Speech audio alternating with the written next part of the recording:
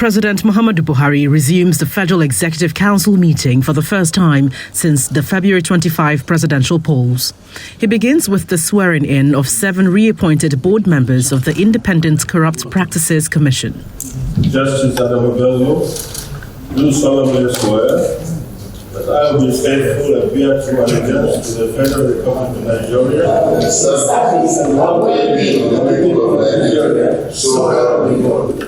Subsequently, the meeting, which went into a closed-door session, saw the approval of the Nigeria Agenda 2050, aimed at a drastic reduction of the poverty threshold in the country.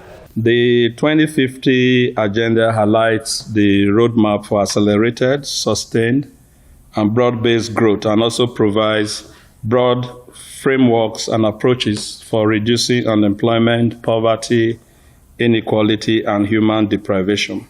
The Minister of Information and Culture also disclosed that the 2023 National Population and Housing Census has been rescheduled to May. On behalf of the National Population Commission, which was actually seeking for some software to allow them conduct census in May this year, I believe because of the reschedulement of the elections, they could not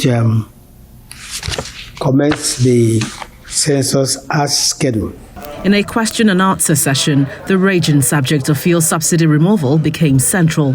Barely 3 months away from its discontinuation, there are concerns about the palliative measures. For over a year plus now, His Excellency the Vice President has been leading a committee working on this. The National Economic Council also has a committee that has also been working on this. So the stage that we are is hard to finalize, the suggestions that have come up from both sides, both from the federal government side and from the governor's side. Like it's something that is going to affect the entire nation.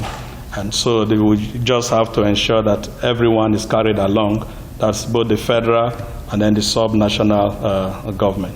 After an 18-month extension in January 2022, 3.3 trillion naira was proposed by the government to fund petrol subsidy till June 2023.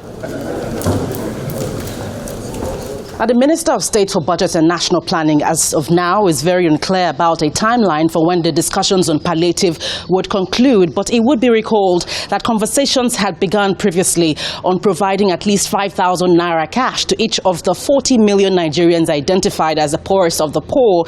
And now it will be very instructive and fundamental to know how that conversation would end to ameliorate the sufferings of Nigerians after June this year.